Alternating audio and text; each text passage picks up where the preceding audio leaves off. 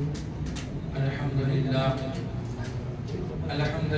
Rabbil Alamin wassalatu wassalamu ala sayyidil mursalin wa ala alihi wa ashabihi ajma'in amma ba'd faqad qala Allah ta'ala fil Qur'anil azim wa fil Furqanil Majid a'udhu billahi minash shaitanir rajim bismillahir rahmanir rahim hadha min fadli rabbi sadaqallahu al-azim அனைத்து புகழும் அகிலத்தாரை படைத்து பரிபாலிக்கும் எல்லாம் வல்ல அல்லாஹ்வுக்கே உரித்தாகுக. அவருடைய சாந்தியும் சமாதானமும் அன்னலம் பெருமானார் ஸல்லல்லாஹு அலைஹி வஸல்லம் அவர்களின் மீதும் அவர்களின் அடிச்சுவற்றையாவது பின்பற்றி வந்த சத்திய சஹாபாக்கள், தாபீன்கள், முத்தகீன்கள், அவுலியாக்கள், நாதாக்கள், சுஹதாக்கள், குறிப்பாக நம் அனைவர்களின் மீதும் என்றென்றும் நிரப்பமாக உண்டாகட்டுமாக. சங்கை பொருந்திய அல்லாஹ்வின் நல்லடியார்களே,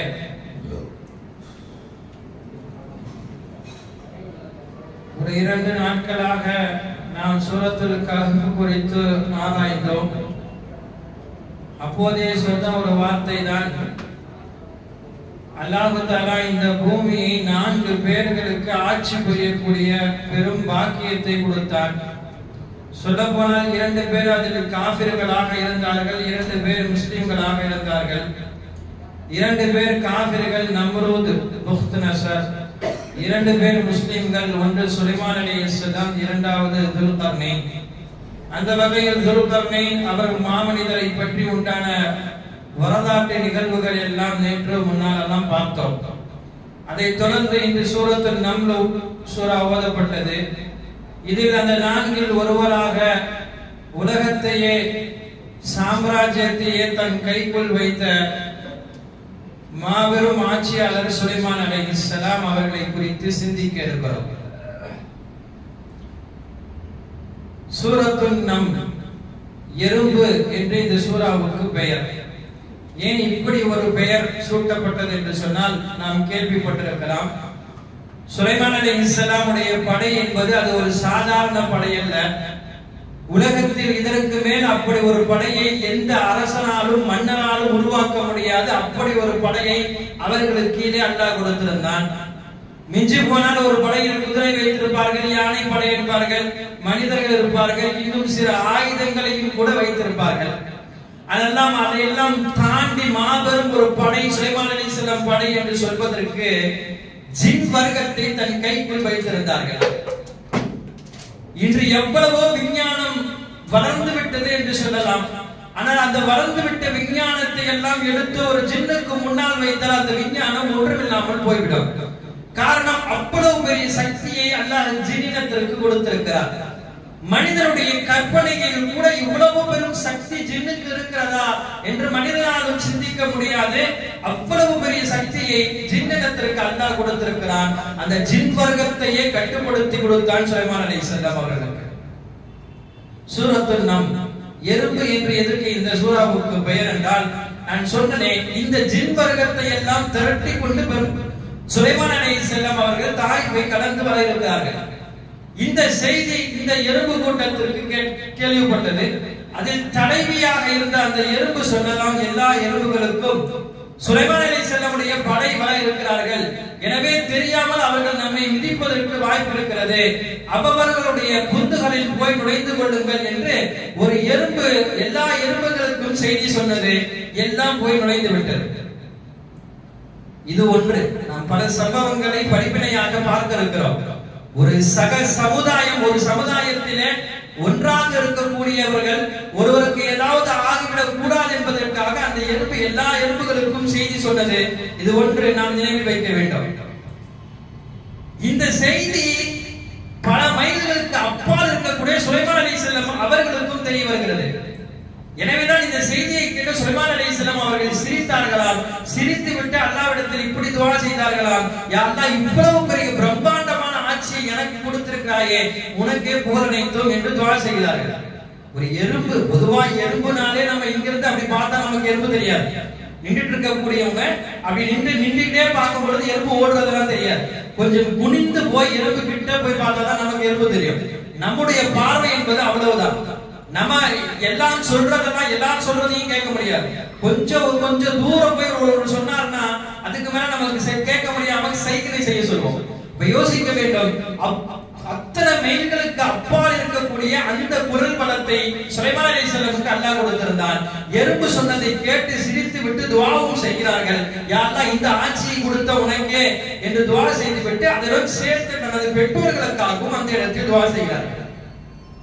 இந்த நபிமார்களுடைய வரலாறுகளிலிருந்து நாமும் அதை பாடம் படிக்கிறோம். எப்பொழுதெல்லாம் துஆ செய்ய வாய்ப்பு கிடைக்கிறதோ அப்போதெல்லாம் பெற்றோர்களை துஆவுடன் சேர்த்துக் கொள்ள வேண்டும். காரணம், இந்த உலகத்திற்கு வருவதற்கு அந்த பெற்றோர்கள் தான் காரணம் என்பதை சுலைமான் அலைஹிஸ்ஸலாம் அவர்கள் ஏற்றிருந்தார்கள். சுலைமான் அலைஹிஸ்ஸலாம் அவர்களும் பெரும் ஆட்சி மன்னர். அவருடைய தந்தையும் தாவூத் அலைஹிஸ்ஸலாம் அவர்களும் மிகப்பெரிய ஆட்சி புரிந்தார்களும் அவர்களும் அரசராக இருந்திருக்கிறார்கள். இதற்காகத்தான் இந்த சூராவுக்கு சூரத்து நம் என்று பெயர் சொல்லப்படுகிறது. இது முழுக்க இந்த சூராவினுடைய வரலாறை நான் பார்க்க பொழுது முடியாது என்பதால் ஒரே ஒரு துண்டு ஆயத்தினுடைய துண்டை மட்டும் பார்த்திருக்கிறோம். காரணம், இது எல்லாரிடத்திலும் பிரபல்யமான வார்த்தை. இன்னளவுக்கு என்று சொன்னால் நேற்று இஸ்லாத்தை ஏற்று இன்றைக்கு வந்தவர்களும் கூட இந்த வார்த்தையை அதிகமாக தெரிந்து வைத்திருப்பார்கள். ஹாதாவின் ஃபதுலி ரப்பி, எல்லா வீடுகளுடைய முகப்பிலும் ஒரு வண்டியில அதனுடைய தலையிலும் சொல்ல போனால் எல்லா இடங்களிலும் திரும்பும் இடமெல்லாம் ஆகிவிட்டது என்று சொல்லலாம். இது அர்த்தம் நமக்கெல்லாம் தெரியும். இது எனது இறைவன் எனக்கு கொடுத்த அருள்கொடை என்பது பொருள். அப்ப இதை எழுதி வைத்தால் மட்டும் முடிந்து விடுமா? இது எப்போது சொல்லப்பட்டது, யார் சொன்னது, இது சொன்னதனுடைய பின் வரலாறு என்ன, இந்த வரலாற்றை எல்லாம் நாம் தெரிய அவசியப்பட்டிருக்கிறோம். அதுதான் சுலைமான் அலைஹிஸ்ஸலாமுடைய வரலாறு. சுலைமான் அலைஹிஸ்ஸலாமுக்கு ஒரு 4 வகையான பெரும் ஆட்சியை அல்லாஹ் கொடுத்தான். ஏராளமான விஷயங்களில் சக்தி கொடுத்தான். பெரும்பாலும் முஃபஸ்ஸிரீன்கள் குறிப்பிடுவது இந்த 4 தான். ஒன்று, பூமியை சுலைமான் அலைஹிஸ்ஸலாமுக்கு கட்டுப்படுத்தி கொடுத்தான். மொத்த பூமியும் அவருடைய கண்ட்ரோலில் அல்லாஹ் வைத்தான். காரணம், அவர்கள் செய்த துஆ அந்த மாதிரி துஆ செய்தார்கள். உலகத்தில் எந்த நபியும் செய்யாத ஒரு துஆ. யா அல்லாஹ், இதுவரைக்கும் யாரும் அப்படி ஒரு ஆட்சி புரிந்திருக்க கூடாது, இதற்கு மேல் வருபவர்களும் அப்படி ஆட்சி புரிய கூடாது, அது மாதிரியான ஒரு ஆட்சி எனக்கு தா என்று கேட்டார்கள். அல்லாஹ் கபூல் செய்து கொடுத்தான். உலகத்தில் யாரும் அது போல ஆட்சி செய்யவில்லை. இப்ப முழு உலகத்தையும் அவருடைய கட்டுப்பாட்டுக்குள் வளர்த்து வைக்கக்கூடிய பாக்கியத்தை கொடுத்தான். அதிலும் குறிப்பாக ஜின் வர்க்கத்தை கட்டுப்படுத்தி கொடுத்தான். 3வது பறவை இனத்தை கட்டுப்படுத்தி கொடுத்தான். 4வது காற்றை அவர்களுக்கு கட்டுப்படுத்தி கொடுத்தான்.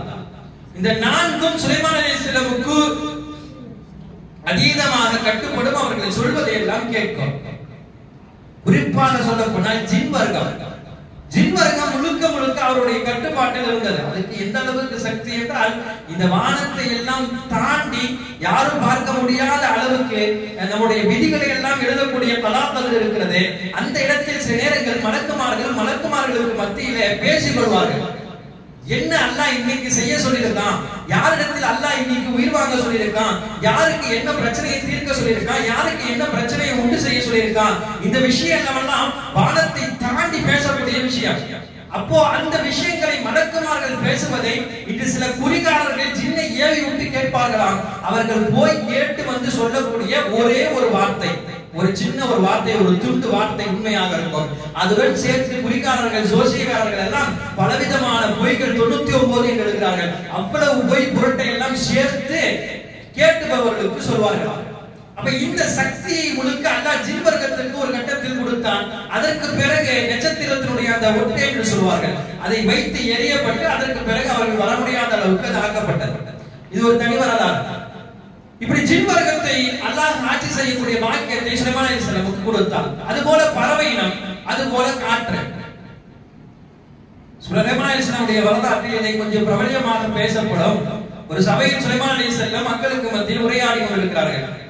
அப்போது ஒருவர் வந்து யாரையோ ஒருவரை குரு என்று பார்க்கிறார். பார்த்தவர் என்னைத்தான் பார்க்கிறார் என்று அவருக்கு நன்றாக தெரிந்து விட்டது. ஏனால் வந்தவர் யார் என்றால் அவருடைய முகமையும் அவருடைய ஜாடையும் பார்க்கும் பொழுது இவருக்கு ஒரு எண்ணம் ஏற்படுகிறது, ஒருவேளை இவர் மலக்குள் மௌத்தா இருப்பாரோ, நம்மளையே குருன்னு பார்க்கிறாரா, எதற்கு வந்தாலும் தெரியல, உயிர் வாங்க வந்திருந்தா நம்ம என்ன செய்யறது, வேற யாரையும் அவர் பார்க்கிற மாதிரி தெரியல, நம்மையே திரும்ப பார்க்கிறாரே என்று கொஞ்சம் பயம் கூடுதலாக ஆகிவிட்டது. சுலைமான் அலைஹிஸ்ஸலாம் இன்னும் உரையை முடிக்கவே இல்லை. கொஞ்சம் பயத்தில் அந்த இடத்தை விட்டு எழுந்து போய்விட்டார். சபை முடித்தவுடன் வருகிறார். தனியா வந்து சுலைமான் அலைஹிஸ்ஸலாமை சந்திக்கிறார். இது மாதிரியாக நீங்கள் சபையில் இருக்கும் பொழுது அடையாளம் தெரியாத ஒருவர் வருகிறார். வந்தார், என்னவென்னவோ அவர் மலக்குல் மௌத் என்று எனக்கு தோன்றுகிறது, எனக்கு மிக பயமாக இருக்கிறது. கொஞ்சம் சுலைமான் அலைஹிஸ்ஸலாம் அவர்களுக்கு அவர் நெருக்கவும் கூட. அதனால் சுலைமான் அலைஹிஸ்ஸலாம் இப்பொழுது என்ன செய்ய என்று அவரிடம் கேட்டார்கள். அப்ப அவர் சொன்னார், அல்லாஹ் உங்களுக்கு ஏராளமான ஆட்சிகளை கொடுத்திருக்கிறார், குறிப்பாக காற்றை உங்களுக்கு வசப்படுத்தி கொடுத்திருக்கிறார். நீங்கள் சொல்லுங்கள், காற்றுக்கு ஆணையிடுங்கள், ஏதாவது கண்காணாத இடத்தில் என்னை காற்று விட்டு விடட்டும் என்று அவர் கேட்டார். சுலைமான் அலைஹிஸ்ஸலாம் சரி கேட்பாரே என்று சொல்லி அவருக்கு சரி என்று சொல்லி காற்றுக்கு ஆணையிட்டு யாரும் கண்காண முடியாத ஒரு இடத்திற்கு போய் அவரை விட்டு வர சொன்னார்கள். விட்டு வந்து விட்டது காற்று. இவருக்கு என்ன நினைப்புனா, இப்ப மாதிரி ஒரு மிக தூரமான துறைமான இடத்திற்கு போயிட்டா அந்த உண்மையிலே அவர் மலக்குல் மௌத்தாக இருந்தாலும் கூட இவ்வளவு விரைவாக இவ்வளவு மைல்கள் தாண்டி அவரால் எப்படி வர முடியும் என்ற எண்ணத்தில் அவர் கேட்டுவிட்டார். அவர் போய் அடுத்த ஒரு சில செகண்ட்ல யாரை பார்த்தாரோ அவர் வந்து நிற்கிறார். அதிர்ந்து போயிட்டார். என்ன ஒன்று புரியவில்லையே, இவ்வளவு நேரம் அந்த சபையில இருந்தவர் நாம் போய்விட்டு திரும்பினோம், இவ்வளவுதான் கேப், நம்ம இப்போ எப்படி வந்தோம்னு அவருக்கு தெரியாது, இந்த செய்தி எதுவும் அவருக்கும் போகவில்லை, ஆனால் இப்போது எப்படி நமக்கு முன்னால் வந்து விட்டார். நீங்கள் நினைத்தது சரிதான், நான் தான் மலக்குல் மௌத் என்று சொன்னார். சொல்லிவிட்டு உயிரை வாங்கினான். சொன்ன வார்த்தை அதுதான் நமக்கு ஞாபகம் வருகிறது. அல்லாஹ் சொன்ன நேரத்தில் சொன்ன இடத்தில் சரியாக ஒரு நொடி முண்டமும் பிந்தமும் செய்யாமல் சரியாக உயிரை எடுப்பார். இதை யாராலையும் தடுக்க முடியாது. சுலைமான் அலைஹிஸ்ஸலாம் அவர்கள் கொடுத்த ஆட்சி அதிகாரம் என்பது உண்மை. அதை தாண்டி ஒரு கட்டத்தில் அல்லாஹ் எனக்கு மௌத் வர வேண்டும் என்று எண்ணிருந்தால் கண்டிப்பாக அந்த மௌத்தை கொடுப்பான் என்பது உண்மை. இவ்வளவு பெரிய ஆட்சி அதிகாரத்தை அல்லாஹ் சுலைமான் அலைஹிஸ்ஸலாமுக்கு கொடுத்தார். அந்த ஆட்சி அதிகாரத்தின் போதுதான் ஒரு சம்பவம் குர்ஆனுக்குள் வருகிறது. ஒரு கட்டத்தில் எல்லா படைப்பினங்களையும் சுலைமான் அலைஹிஸ்ஸலாம் அவர்களுக்கு முன்னால் வைத்து எல்லாம் சரியாக இருக்கிறதா என்று பார்ப்பார்கள். இது சுலைமான் அலைஹிஸ்ஸலாமுடைய வழக்கம். அதுபோல எல்லா படைப்பினங்களையும் சரியாக சுருக்கமாக சொல்ல போனால் எல்லா ஹாஜிர் போடுற சுலைமான் அலைஹிஸ்ஸலாம் அட்னன்ஸ் இருப்பாங்க. அந்த மாதிரி ஒரு சூழ்நிலை. அப்ப எல்லா படைப்பினங்களும் இருக்கிறது, ஆனா ஹுதுஹுது என்ற ஒரு பறவை மட்டும் அந்த இடத்தில் இல்லை. சுலைமான் அலைஹிஸ்ஸலாம் கொஞ்சம் தாமதிக்கிறார்கள், வருமா என்று பார்க்கிறார்கள், வரவில்லை. கொஞ்சம் உச்சகட்ட கோபத்தில் சுலைமான் அலைஹிஸ்ஸலாம் சொல்லிவிட்டார்கள், என்ன காரணம், அந்த ஹுதுஹுது எங்கு போனது, சரியான காரணத்தை கொண்டு அது வரவில்லை என்றால் அதை நான் வெட்டி விடுவேன், அதை நான் துண்டு துண்டாக ஆக்கி விடுவேன் என்று சொன்னார்கள். சொன்ன கொஞ்ச நேரத்தில் ஹுதுஹுது பறவை வந்தது. பொதுவாகவே இந்த பறவை மற்ற பறவைகளை விட கொஞ்சம் பிரபல்யமானது, கொஞ்சம் விசேஷமானது என்று சொல்லலாம். காரணம் என்னவென்றால் இந்த ஹுதுஹுது பறவை தான் சுலைமான் அலைஹிஸ்ஸலாம் படை திரட்டு போனார்கள் என்றால் அவர்கள் போவதற்கு சற்று முன்னால் என்ன நிலவரம், போகும் இடத்தில் எங்கு தண்ணீர் கிடைக்கிறது, அங்கு கூடிய சீதோஷணையின் நிலை என்ன என்றெல்லாம் அறிந்து வந்து சுலைமான் அலைஹிஸ்ஸலாம் சொல்லி அதற்கு பிறகுதான் இங்கிருந்து படை புறப்படும். ஏன்னா அந்த ஆற்றலை அந்த பறவைக்கு அல்லாஹ் கொடுத்திருந்தார். இப்ப அந்த பறவை வந்தவுடன் அது சொல்லிவிட்டது, யாருக்கும் தெரியாத ஒரு செய்தியை நான் கொண்டு வந்திருக்கிறேன் நபியே, இதுவரையும் யாருக்கும் தெரியாது அந்த மாதிரி ஒரு செய்தியை நான் கொண்டு வந்திருக்கிறேன். நான் சபா தேசத்திலிருந்து நான் வருகிறேன். சபா தேசத்திலிருந்து 2 செய்தி கொண்டு வந்திருக்கிறேன். ஒன்று துன்யா சார்ந்த செய்தி, இன்னொன்று மார்க்கம் சார்ந்த செய்தி. உலகம் சார்ந்த செய்தி என்னவென்று சொன்னால், நாம் யாரும் இதுவரையும் கண்டிராத அந்த சபா தேசத்தினுடைய ஒரு அரசி, அந்த அரசி அமரக்கூடிய அந்த நாற்காலி எப்படி இருக்கிறது என்றால் பிரம்மாண்டமான சிம்மாசனமாக இருக்கிறது. அல்லாஹ்வே அர்ஷ் அஸீம் என்று சொல்றார். பிரம்மாண்டமான சிம்மாசனமாக இருக்கிறது. அந்த மாதிரி ஒரு சிம்மாசனத்தை நான் இதுவரையும் பார்த்ததில்லை, அதை நான் கண்டு வந்திருக்கிறேன். பொதுவாகவே இது போல மன்னர்கள், ஆட்சி புரியவர்களுக்கெல்லாம் இது மாதிரி சொன்னா ஏக்கம் எப்படி இருக்கும்? சுலைமான் அலைஹிஸ்ஸலாம் அதுவும் உலகத்தையே ஆட்சி செய்யக்கூடிய நபி, அவர்களிடம் ஒரு சிம்மாசனத்தை பற்றி இவ்வளவு பிரபலியமாக பெருமையாக பேசினார். கேட்டுக்கொண்டார்கள். அடுத்து கேட்டார்கள், மார்க்கம் சம்பந்தப்பட்ட விஷயம் என்ன? சொன்னது மார்க்கம் சம்பந்தப்பட்ட விஷயம் என்னன்னா, அந்த மக்கள் யாரும் அல்லாஹ்வை வணங்கவில்லை, அந்த அரசி உட்பட சூரியனை வணங்கிக் கொண்டிருக்கிறார்கள். நான் பார்த்தேன், எனக்கு கவலையாக இருக்கிறது, அவர்கள் அல்லாஹ்வை வணங்க வேண்டும் என்பதற்காக இந்த செய்தியை உங்களிடம் நிறுத்தி வைக்கிறேன். நமக்கு ஒரு சந்தேகம் வரும், அப்ப பறவைக்கெல்லாம் இது தெரியுமா? பொதுவாகவே இயற்கையாகவே அல்லாஹ் பறவையை படைக்கும் பொழுது எப்படி ஆக்குகிறான் என்றால், அல்லாஹ் யார் என்று எல்லா இனத்திற்கும் அல்லாஹ் செய்தி சொல்லுகிறான், வணங்க வைத்து விடுகிறான். நம்முடைய பார்வைக்கும் சிந்தனைக்கும் அது வணங்குவதை போல தஸ்பீஹ் செய்வதை போல தெரிவது கிடையாதே தவிர மற்ற எல்லா பறவைகளும் அல்லாஹ்வை வணங்கிக் கொண்டுதான் இருக்கிறது. இரண்டாவது ஒரு செய்தி என்னவென்றால் ரிஸ்கினுடைய தேவையை பறவைகளுக்கு அல்லாஹ் பூர்த்தி செய்து விட்டான். நம்ம தான் ஒவ்வொரு நாளுடைய ரிஸ்கினுடைய தேவைகளை ஒவ்வொரு விதமாக தேடுகிறோம். பறவைகள் சரியாக போய் எடுத்து வந்து விடும் தனது ரிஸ்கை. இந்த ரெண்டினுடைய தேவையும் பறவைகளுக்கு நிரப்பமாக இருக்கிறது. இப்ப இந்த செய்தியை சொன்னவுடன் கேட்ட சுலைமான் அலைஹிஸ்ஸலாம் கொஞ்சம் கவலை கொண்டு அடுத்து இந்த செய்தியை உண்மைப்படுத்த வேண்டும் என்று நினைக்கிறார்கள். இதற்கு மத்தியில் நாம் ஒரு நிகழ்வை சொல்ல வேண்டும். ஒரு பறவைக்கு இருக்கக்கூடிய கவலை, அது ஒரு மனிதன் கிடையாது, ஒரு பறவை தான். ஆனாலும் அந்த பறவைக்கு என்ன, உண்மையிலே அல்லாஹ்வை இந்த கூட்டம் வணங்க வேண்டுமே, அல்லாஹ்வை விட்டு யாரையோ வணங்குகிறார்கள், இந்த செய்தியை யாராவது சரி செய்தால் அவரிடம் நாம் போய் சொல்லலாம், கண்டிப்பாக சுலைமான் அலைஹிஸ்ஸலாம் இதற்கு ஒரு தீர்வு கொடுப்பார்கள் என்று தீர்வு கொடுக்க இருந்த சுலைமான் அலைஹிஸ்ஸலாமிடம் வந்து அதை எடுத்து சொல்கிறது. கொஞ்சம் இந்த பறவையுடைய வாழ்க்கையும் நமது வாழ்க்கையும் கொஞ்சம் ஒப்பிட்டு பார்க்கலாம். இன்று ஒரு பக்தருடைய தொழுகைக்கோ அல்லது 2-3 பக்தருடைய தொழுகைக்கோ நம்முடைய நண்பர் வரவில்லை என்றால் அவரை பார்த்து ஏன் வரவில்லை என்று கேட்கிறோமா? கொஞ்சம் அதையும் தாண்டி போனால் இன்று எத்தனையோ மாற்று மதத்தவர்கள் நமக்கு உற்ற தோழர்களாக இருக்கிறார்கள். ஒரு கட்டத்துல நம்ம பள்ளியினுடைய படிப்பாவுடன் படித்திருப்போம், இல்ல தொழில்துறையிலே கொஞ்சம் அவங்க கூட ரொம்ப க்ளோஸா இருப்போம். இவ்வளவு நம்மளுடைய அவருடன் நாம் கலந்து உரையாடி கொண்டிருக்கிறோம். எப்போதாவது ஒரு முறையாவது அல்லாஹ் ரசூலை பற்றி எடுத்து சொல்லி இருக்கிறோமா? நம்ம சொல்லக்கூடிய ஒரே ஒரு காரணம் என்னன்னா, அதை எப்படி சொல்ல முடியும், நம்மளுடைய நட்புன்றது ரொம்ப டீப்பான நட்பு சார். இப்ப நான் இதெல்லாம் எடுத்து சொன்னா அவர் என்ன பத்தி என்ன நினைப்பாரு, வந்து நான் இஸ்லாத்தை பரப்புறதுக்கு அது மாதிரி நினைச்சிட மாட்டாரா என்று நமக்கு நாமே சொல்லிக் கொண்டிருக்கிறோம். ஆனால் உண்மையில் அது அல்ல. இப்ப நாம் சொல்லக்கூடிய அவரை நாம் எந்த கட்டத்திலும் கண்டிப்பாக இஸ்லாத்துக்குள் வாருங்கள் என்று நாம் சொல்வது கிடையாது. இல்லை இதை ஏற்றுக்கொள்ளுங்கள், குர்ஆனை படியுங்கள் என்று வலுக்கட்டாயம் கிடையாது. அப்படி வலுக்கட்டாயம் செய்வதற்கு இஸ்லாத்தில் அனுமதியும் கிடையாது. என்ன செய்ய போறோம், இது மாதிரி இஸ்லாம் இருக்கிறது, இதையெல்லாம் அல்லாஹ் இவனதான் வணங்கணும், கொஞ்சம் உங்களுக்கு இருந்தா நீங்க குர்ஆனையும் ஹதீஸையும் கொஞ்சம் எடுத்து படிங்க, கடவுள் கொள்கையை நீங்க கொஞ்சம் சிந்திங்க என்று ஒரே ஒரு வார்த்தை, வாழ்க்கையிலே ஒரே ஒரு முறை நம்முடைய உற்ற நண்பர் அவர் மாற்று மதத்தில் இருந்தால் ஒரு முறையாவது நாம் சொல்லி ஆக வேண்டும். இல்லை என்றால் நாளை மறுமையில் வந்து நாம் பெரிய கை செய்யப்படுவோம். நடந்த உண்மையாகவே நாம் பார்க்கிறோமே. கொஞ்ச காலத்திற்கு முன்னால தெரியுமே, பெரியார் தாசன் அப்துல்லாவாக மாறினாரே, அந்த பெரியார் தாசன் அப்துல்லாவாக மாறிய பின்னால் எத்தனையோ பள்ளிகளுக்கு கூப்பிட்டு உரையாற்றும் பொழுது அவர் சொன்ன ஒரே ஒரு விஷயம் இதுதான், நானே இஸ்லாத்தை ஆய்வு செய்து இஸ்லாத்திற்குள்ளே வந்திருக்கிறேன்.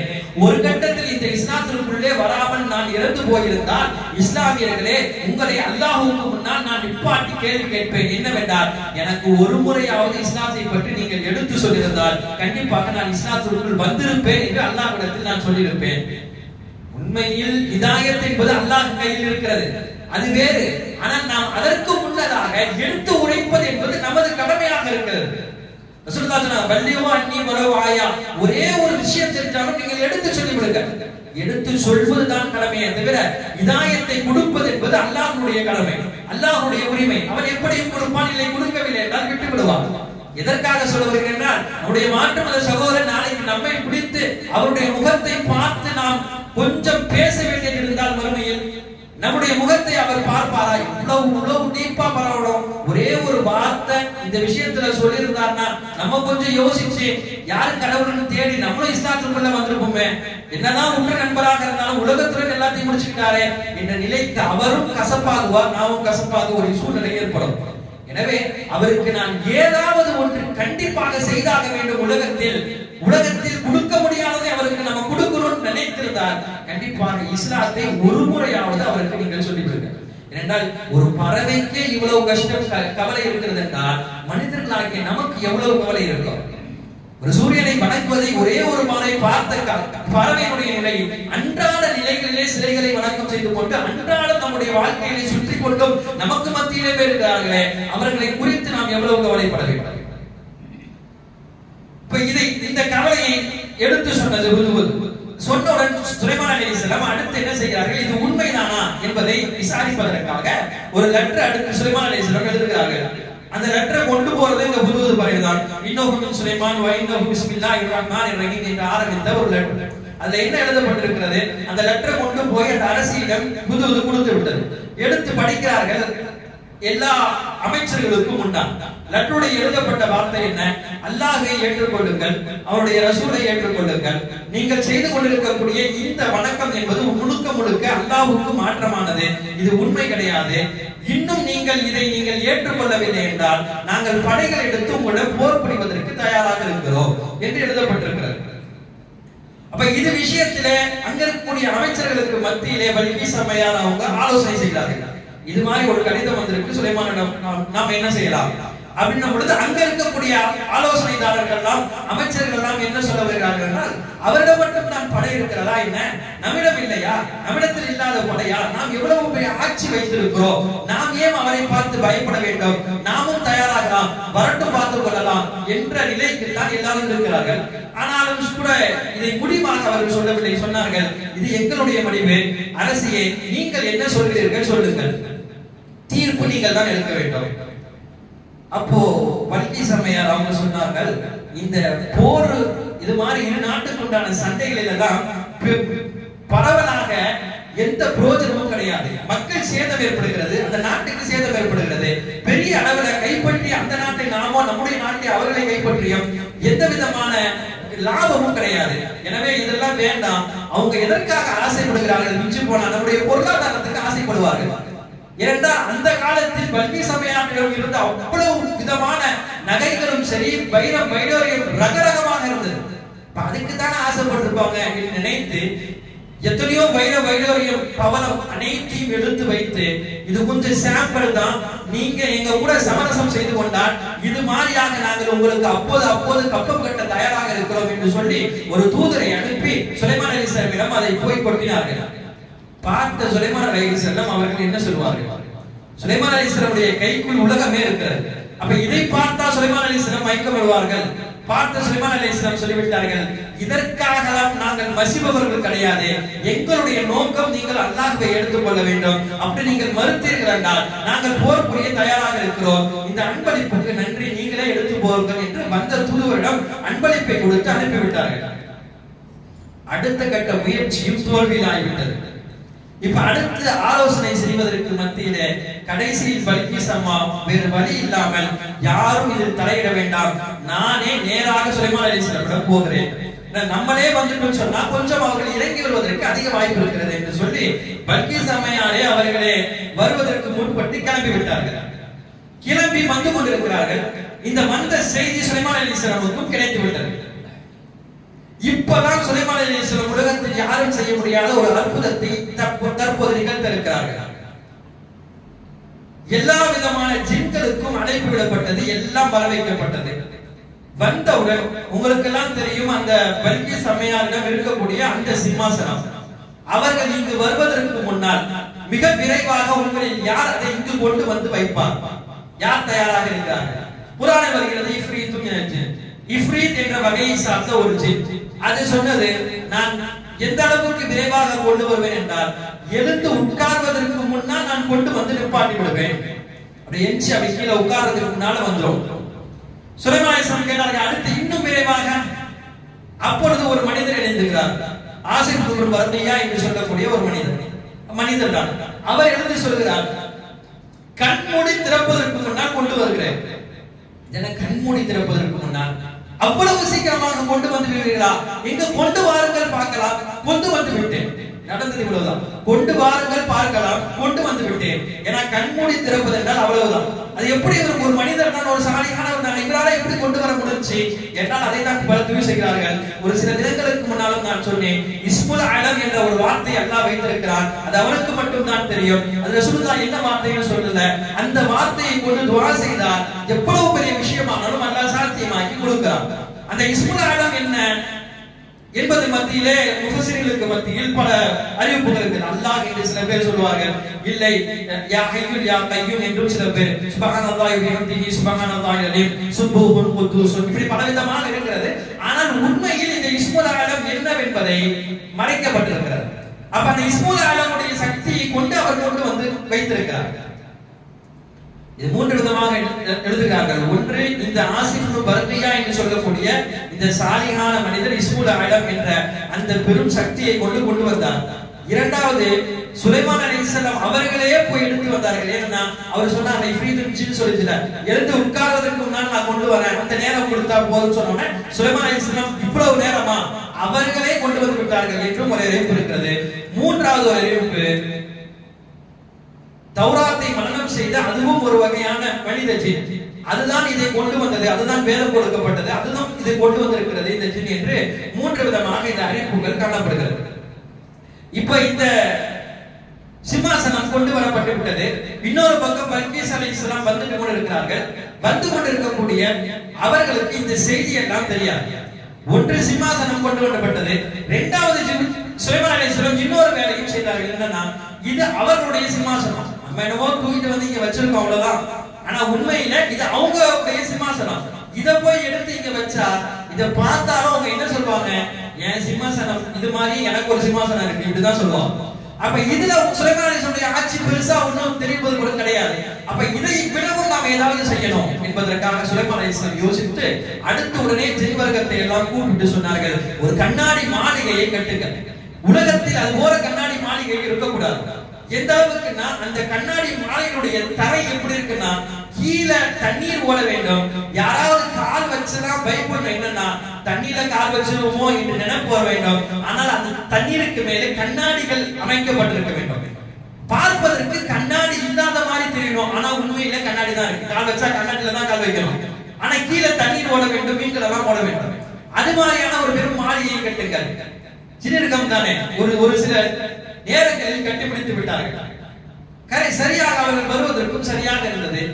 அந்த நுழைவாயில் இருக்கிறார்கள். சுலைமான் அலைஹிஸ்ஸலாம் இங்க அரசவையில் உட்கார்ந்து வாருங்கள் என்று அழைப்பு விடுகிறார்கள். அந்த வரக்கூடிய நேரத்தில் உள்ளே கால் வைக்கிற முதல் கடையில அப்படி வைக்கும் பொழுது பல்கீஸ் அம்மையார் அவருடைய ஆடைகளை கொஞ்சம் கரண்டை காலுக்கு மேலே தூக்கிட்டு வைத்தார்கள். ஏன் தூக்கிட்டு வச்சாங்கன்னா இங்க தண்ணி இருக்குது, தண்ணியில வச்சா எப்படி கரண்டை காலு கீழே வரையும் தண்ணி போயிடும், ஆடைகள் நினைத்து விடும் என்பதற்காக ஆடைகளை தூக்கிட்டு வைக்கும் பொழுதுதான் சுலைமான் அலைஹிஸ்ஸலாம் சொன்னார்கள், ஆடையை உயர்த்த வேண்டும் என்ற அவசியம் கிடையாது, இங்கு தண்ணீர் இல்லை, நீங்கள் நடந்து வரலாம். கால் வச்ச பிறகு துணியை விட்டு நடந்து வந்தாங்க. பிரமிச்சு போனாங்க. உலகத்தில் அந்த மாதிரியான ஒரு சிம்மாசனம் தமிழகத்தில் இருக்கிறது, யாரும் செய்யாததை எல்லாம் நாம் செய்து கொண்டிருக்கிறோம் என்று நினைத்திருக்கிறோம். இப்படி ஆச்சரியத்தில் ஆழ்த்தி விட்டாரே சுலைமான் என்று சொல்லி பிரமித்து போய் அதற்கு பிறகு தான் பல்கீஸ் அம்மையார் இஸ்லாத்திற்குள் வருகிறார்கள். இந்த நிகழ்வு இப்படி போகிறது. இப்ப அல்லாஹ் தஆலா நமக்கு இதில் கிடைக்கக்கூடிய மிகப்பெரிய படிப்பினை என்பது இந்த ஆதம் ஃபதுல் ரப்பி என்ற இந்த வார்த்தை. பொதுவாக இந்த வார்த்தை வெறுமனையே வாகனத்தில் எழுதுவதற்கோ வீட்டிற்கு முன்னால் எழுதுவதற்கோ உண்டான வார்த்தைகள் மட்டும் கிடையாது. இது வாழ்க்கையிலே நாம் எடுக்க வேண்டிய வார்த்தை. ஏதாவது செல்வத்தை அல்லாஹ் நமக்கு ஏராளமாக கொடுத்திருப்பான், நம்மை ஒரு நல்ல நிலையிலே அல்லாஹ் வைத்திருக்கிறான் என்றால் நாம் கொஞ்சம் அல்லாஹ்வுக்கு நன்றி செலுத்த வேண்டும். அதான் இந்த மாதம் இந்த வார்த்தை அதுதான். ஏன்னா இன்னைக்கு நன்றி செலுத்துவது மிக மிகமாக குறைந்து விட்டது. நல்ல செல்வந்தராக இருந்தாலும் கூட எப்படிங்க உங்க வியாபாரம் போகுது, ஏதோ போயிட்டு இருக்கு, உண்மையிலே நலவாகத்தான் போகும். அப்ப இந்த ஏதோ போயிட்டு இருக்கின்ற வார்த்தையின் மூலமாக இருப்பதையும் அல்லாஹ் எடுத்துருவான். என்ன சொல்லணும், அலுவலகத்துல போயிட்டு இருக்கு, இதுக்கு மேலே நல்லா போன துவா செய்யுங்க. கண்டிப்பாக நன்றி செலுத்தினால் அல்லாஹ் அதிகமாக கொடுக்க தயாராக இருக்கிறார்.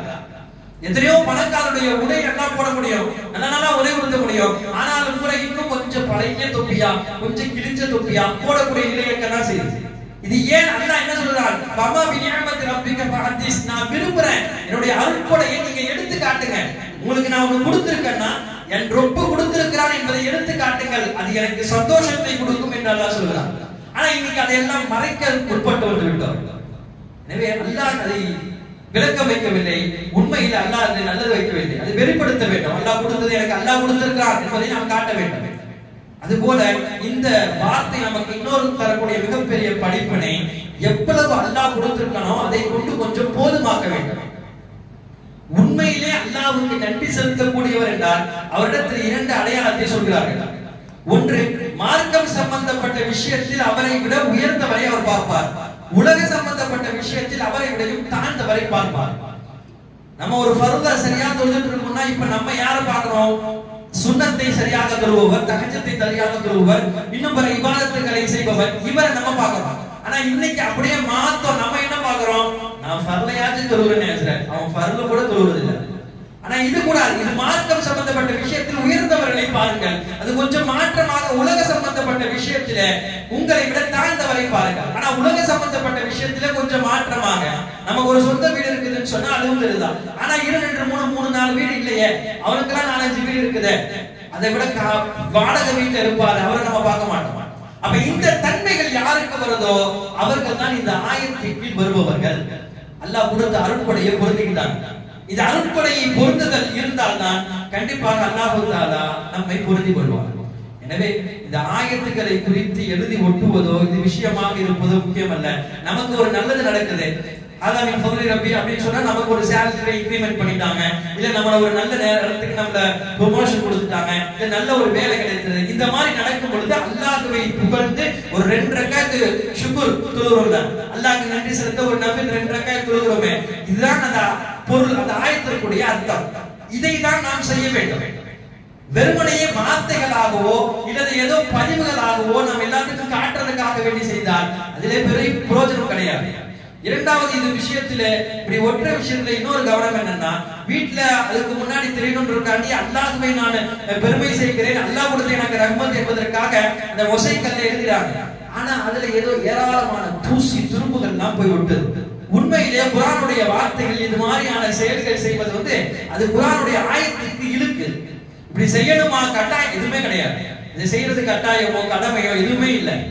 என்னால நம்ம செய்யறோம், அப்படி செஞ்சாலும் அதை தொடர்ச்சி நல்ல மாதிரியா வைத்திருந்தால் ஒன்றும் கிடையாது. ஆனால் நம்முடைய பைக்கிலையும் அதுலையும் எழுதிட்டு அந்த பைக்கை பல நேரங்களில் எங்கெல்லாம் நிறுத்த வேண்டிய சூழ்நிலை ஏற்படுகிறது. அது மாதிரி நேரத்தில் குர்ஆனுடைய ஆயத்தில் அதிகம் நாம் கவனம் செலுத்த வேண்டும். வெறுமனே வார்த்தைகளாகவோ எழுதப்பட்டதாகவோ ஆதாமின் ஃபضل ரப்பி நமக்குள் வந்து விடாமல் முழுக்க முழுக்க வாழ்க்கையிலே வருவதற்கு அல்லாஹ் தௌஃபீக் செய்வானாக. வாஹிரு தஅவானா அல்ஹம்துலில்லாஹி ரப்பில் ஆலமீன்.